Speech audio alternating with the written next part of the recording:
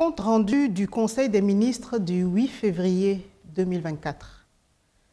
Le Conseil des ministres s'est réuni ce jeudi 8 février 2024 sous la présidence de son Excellence M. Faure Essozumna Gnassingbé, président de la République. Le Conseil des ministres a examiné 7 projets de décret et écouté une communication. Au titre des projets de décret, le Conseil des ministres a examiné et adopté 6 décrets relatifs à l'organisation des élections législatives et régionales de 2024. Le premier porte répartition des sièges des députés à l'Assemblée nationale.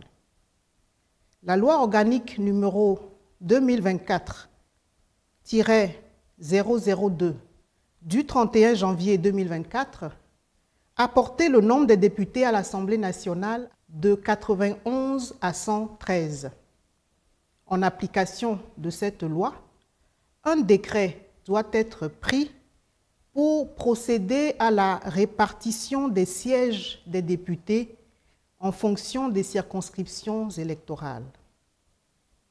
Tenons compte de l'érection de chaque préfecture en circonscription électorale et des critères géographiques, démographiques et spécifiques, le décret adopté ce jour porte le nombre des circonscriptions électorales de 30 à 39 d'une part et d'autre part répartit les 113 sièges par circonscription électorale. Le deuxième décret fixe la date des élections législatives et régionales et convoque le corps électoral pour les dites élections. L'organisation des élections législatives et régionales de cette année 2024 a nécessité la modification du code électoral pour inclure des dispositions permettant la tenue de scrutins multiples.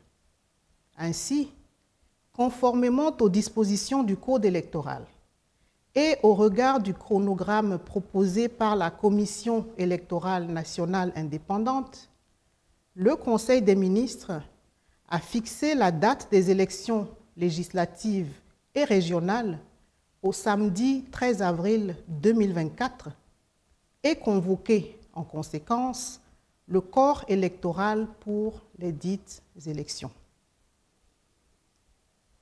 Le troisième décret fixe les montants du cautionnement à verser pour les élections législatives et régionales de 2024. Le Code électoral fait obligation à tout candidat de verser au Trésor public un cautionnement dont le montant est fixé par décret en Conseil des ministres sur proposition conjointe de la Commission électorale nationale indépendante et du ministre chargé de l'administration territoriale. Pour les élections législatives et régionales de 2024, le montant du cautionnement est fixé à 500 000 francs CFA par candidat pour les candidats aux élections législatives et à 200 000 francs CFA par candidat pour les candidats aux élections régionales. Conformément à l'article 225 du Code électoral, ces montants sont réduits de moitié pour les candidates aux 2 élections.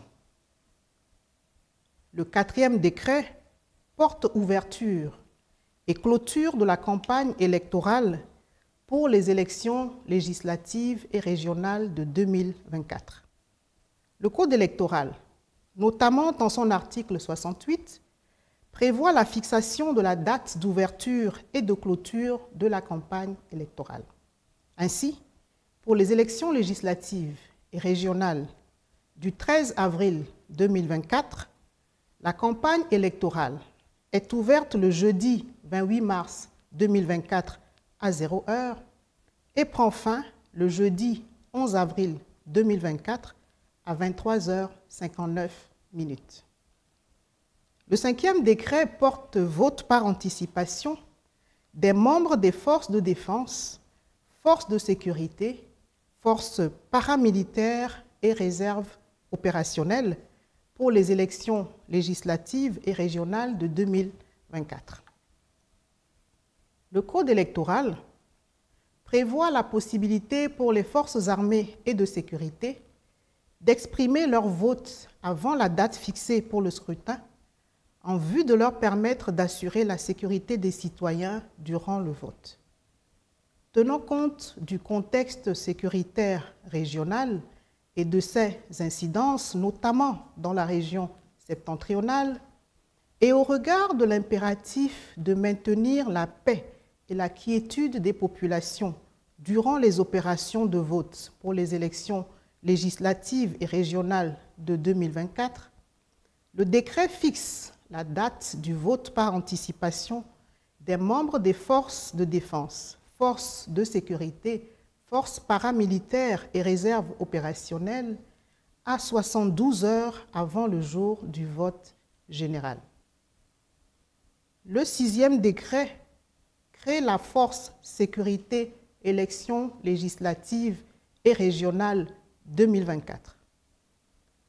En vue de garantir la sécurité et de préserver un climat de paix et de sérénité sur l'ensemble du territoire national avant, pendant et après les élections législatives et régionales de 2024, il est créé une force intégrée dénommée Force Sécurité Élections législatives et régionales 2024. Placée sous la supervision de la Commission électorale nationale indépendante CENI et le commandement opérationnel du ministère chargé de la sécurité. La force Sécurité élections législatives et régionales 2024 est composée des forces de défense et de sécurité, police nationale, gendarmerie nationale et réserve opérationnelle. Son organisation décentralisée tient compte du plan de maillage du territoire par les forces de sécurité et pourra être ajustée en fonction des circonstances. Le Conseil des ministres a examiné et adopté un 7e décret réorganisant l'Agence de solidarité nationale. Créée par décret du 5 février 1992, l'Agence de solidarité nationale fait aujourd'hui face à des contraintes d'ordre opérationnel et à des défis liés à son efficacité et à sa gestion. Sa mission de service public demeure toutefois pertinente et nécessaire pour contribuer à la gestion des situations d'indigence et de vulnérabilité, conformément à la politique de solidarité et d'inclusion sociale de la feuille de route gouvernementale. Le décret adopté par le Conseil des ministres vise à doter l'agence des organes de gouvernance conformes à son statut d'établissement public administratif à caractère social, doté de la personnalité morale et de l'autonomie financière et administrative d'une part, et d'autre part à permettre la mise en œuvre de réformes pour lui assurer un fonctionnement optimal et une efficacité réelle sur le terrain. Au titre de la communication, le ministre de l'Économie et des Finances a rendu compte au Conseil des ministres des discussions en cours avec le Fonds monétaire international à la suite de l'accord au niveau des services intervenu en décembre dernier sur les politiques économiques et les réformes à soutenir dans le cadre d'un nouvel accord en cours d'approbation au titre d'une facilité élargie de crédit.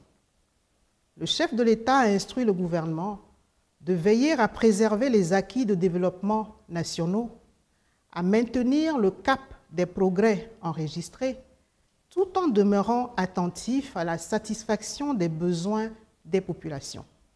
À ce titre, le programme avec le Fonds monétaire international prendra en compte les aspirations profondes des populations à l'issue des élections législatives et régionales de 2024.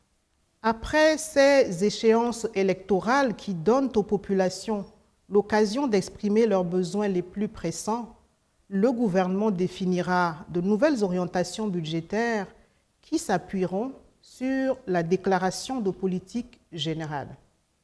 Faite à Lomé le 8 février 2024, le Conseil des ministres.